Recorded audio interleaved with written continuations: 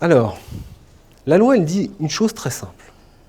C'est la loi déjà du 11 février 2005, l'article L114 du code des familles, le code social des familles. Donc c'est une loi sociétale supérieure au code du travail pour les juristes, et elle dit ceci.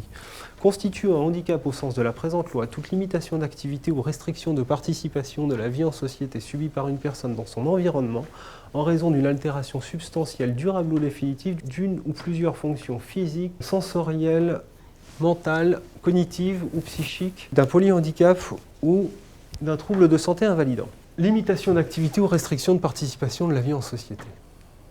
C'est une notion toute nouvelle, la restriction de participation de la vie en société. C'est ce qui a fait passer la loi française de en retard à en avance en 2005. En 2005, quand on a fait cette loi, elle a fait bouger les choses et beaucoup de législations en Europe se sont inspirées de cette loi. La notion de l'environnement. C'est-à-dire que le handicap, ce n'est plus qu'une déficience, ce n'est pas simplement un bras en moins, ce n'est pas simplement une problématique. Ça se mesure, ça se conçoit dans un contexte. On reprend l'allergie du boulanger.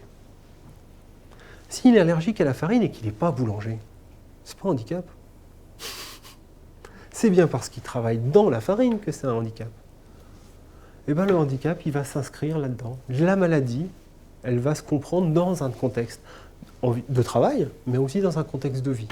Tout le travail qu'on va faire, que vont faire les médecins, tout le travail que va faire la MDPH pour l'évaluation du handicap, des conséquences du handicap, ça va se faire aussi dans un contexte de travail. Avant, on parlait de personnes handicapées. Ça, c'est la limitation d'activité. Le handicap est lié à la personne. À personne en situation de handicap. La personne est en situation de handicap. Et là, on ouvre beaucoup de champs. C'est pour ça que la loi parle de situation durable ou définitive. Vous voyez que cette notion d'environnement dans lequel ça s'exerce, elle est très importante. Et du coup, ça vous explique aussi pourquoi on va mettre plein de choses dans le handicap.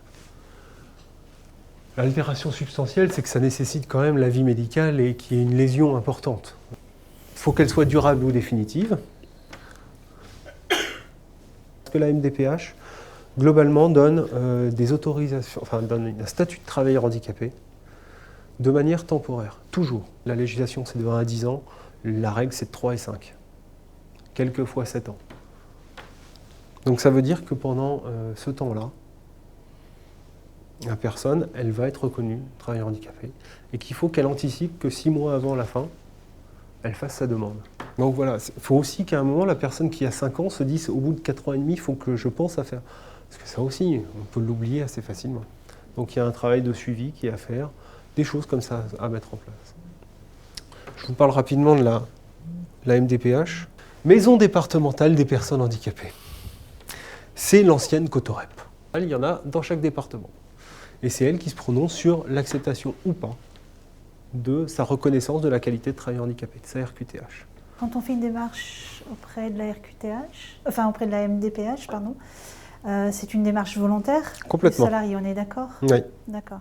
Vous avez aussi l'assurance maladie, la CPAM. La CPAM, elle va donner le statut de travailleur handicapé. Ne vous inquiétez pas, vous ne l'avez jamais demandé. Vous l'aurez si vous êtes bénéficiaire d'une rente d'invalidité, d'une pension d'invalidité ou d'une rente d'IPP. Mais en effet, Corinne a raison. Une personne qui a une RQTH, on a fait la demande. C'est déjà une démarche volontaire.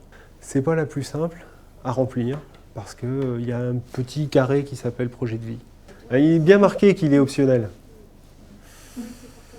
Mais si rien n'est rempli, il faut vraiment que la CDAPH, la Commission départementale des personnes handicapées, va délivrer cette reconnaissance au regard de la capacité qu'a la personne à maintenir ou à trouver un emploi. Donc c'est là aussi dans un contexte professionnel, c'est aussi dans un contexte dans un environnement de travail qu'on reconnaît le handicap. On a parlé des différentes fonctions physiques, sensorielles, mentales, cognitives. Alors, on a fait ce petit tableau qui vous le reprend en exemple. Et puis vous avez bien évidemment les troubles de santé invalidants comme le diabète, le cancer, les scléroses en plaques, le sida, l'asthme, l'épilepsie, maladie cardiovasculaire, bref. Il y en a plein. Puis j'ai vu une publicité chez vous. L'AVC. Première cause d'entrée dans le handicap en France, l'AVC.